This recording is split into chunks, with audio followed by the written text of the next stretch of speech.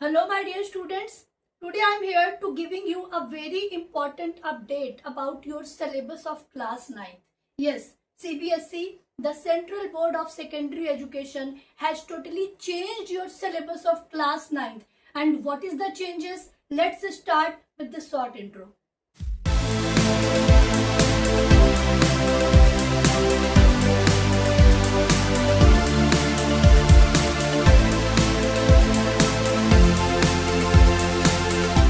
Hey guys, this is Preeti and you watching to Biometric and today I will give you a very important update about your syllabus. तो जो बच्चे class 9 से class 10th में गए हैं वो तो बहुत मजे में है, लेकिन जो बच्चे क्लास 8th से क्लास 9th में गए हैं उनके लिए थोड़ा सा हेक्टिक होने वाला है, बिकॉज इस बार सीबीएसई ने सिलेबस में ड्रास्टिक चेंज किए हैं. यस, छोटा मोटा चेंज नहीं है माय डियर स्टूडेंट, बहुत ही ड्रास्टिक चेंज हुए सिलेबस में.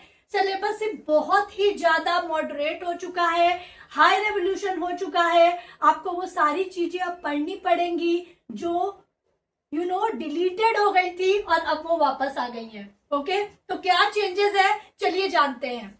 तो सीबीएसई की जो आपकी बुक थी क्लास 9th की, ये जो आपकी बुक है, और अगर मैं कंटेंट की बात करूं माय डियर स्टूडेंट, तो this is the content.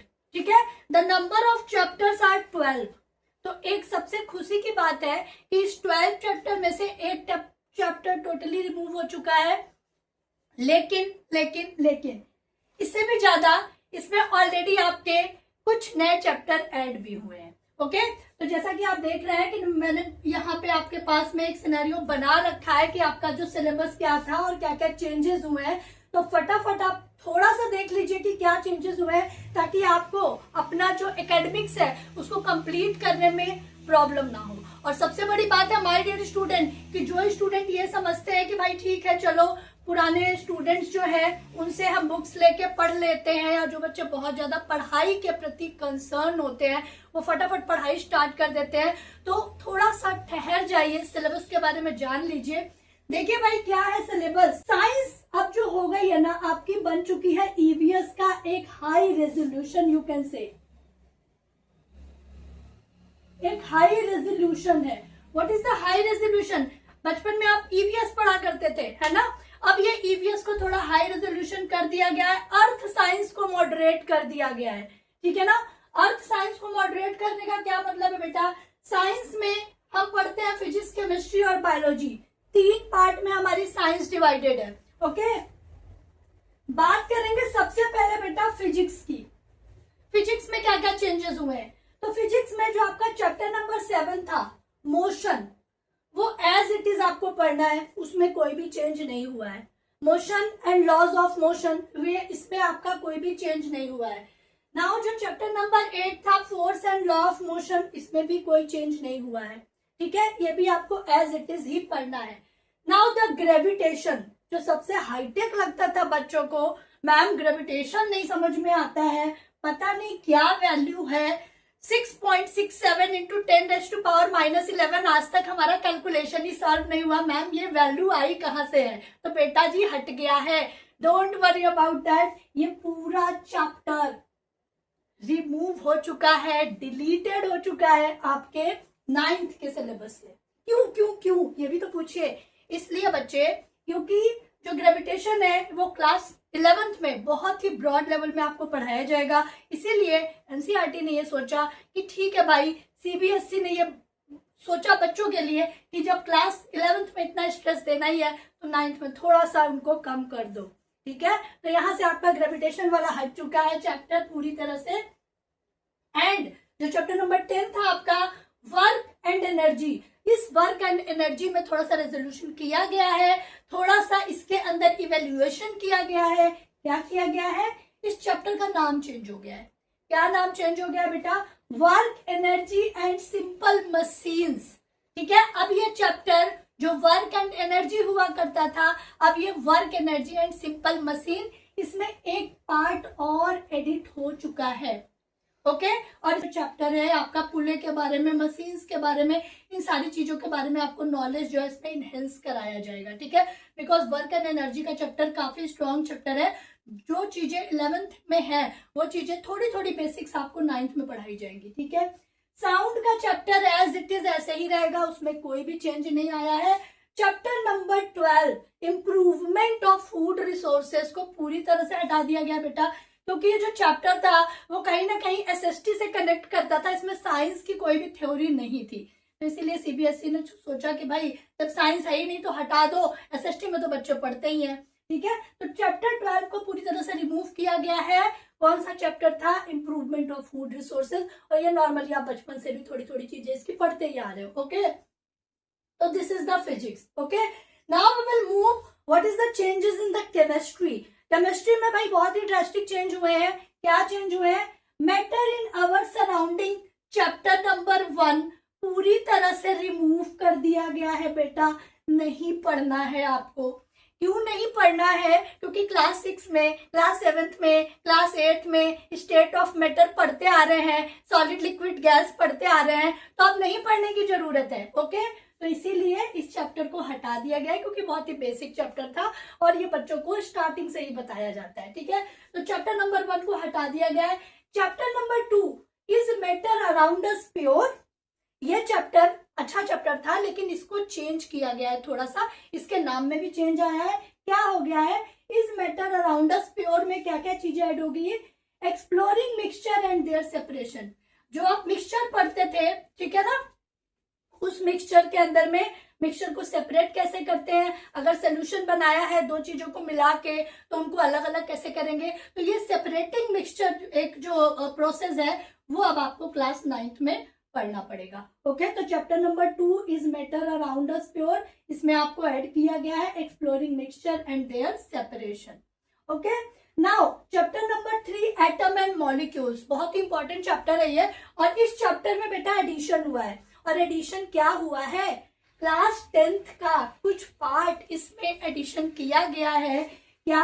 Ionic compound and it's property, ठीक है। आयनिक बॉन्ड जो आप क्लास 10th में पढ़ते हैं, अब उसको थोड़ा सा 9th में ही आपको पढ़ा दिया जाएगा। तो ionic compound and it's property ये आपके चैप्टर नंबर 3 केमिस्ट्री में ऐड हो गया है, ओके। तो कुछ कुछ चेंजेस है और बहुत ही कंसर्न हो के अब आपको अपनी स्टडीज करनी है।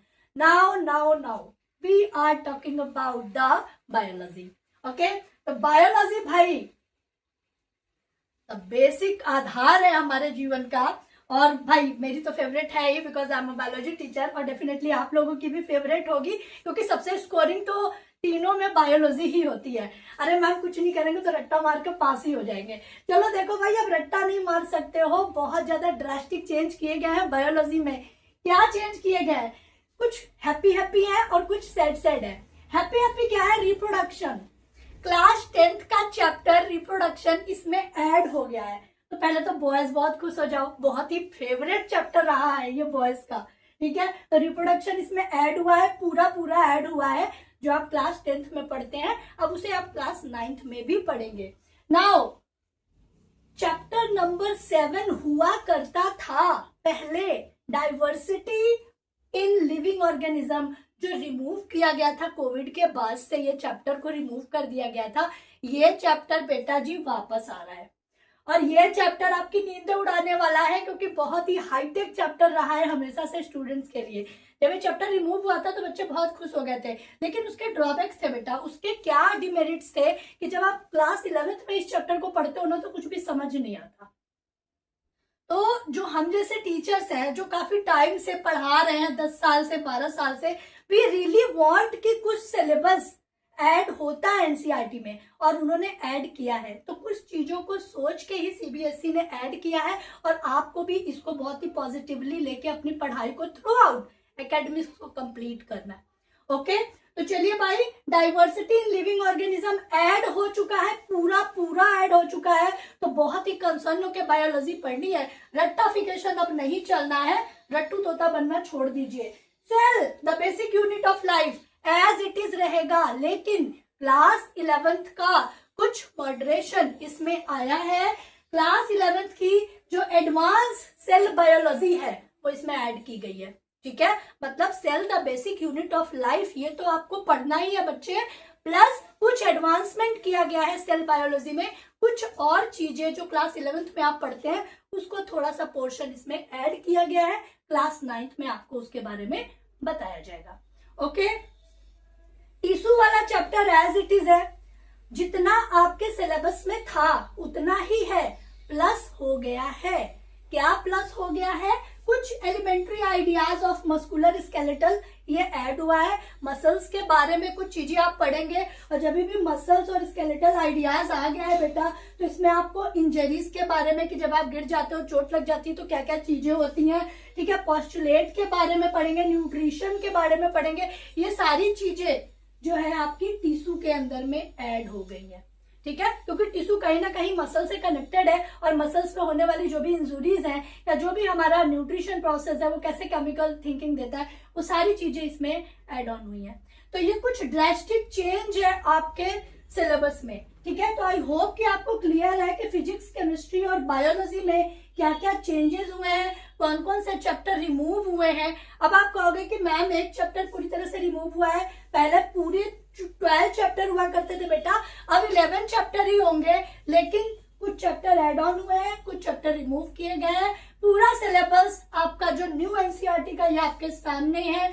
जिसमें आपके पूरे 11 चैप्टर है, कुछ चैप्टर ऐड ऑन है, कुछ चैप्टर डिलीटेड है, कुछ पोर्शन ऐड ऑन है। तो इस पूरे सिलेबस के साथ आपको 2026-27 की 9th की एकेडमिक्स को पूरा करना है। आई होप कि आपको ये इंफॉर्मेशन अच्छी लगी होगी, ठीक है।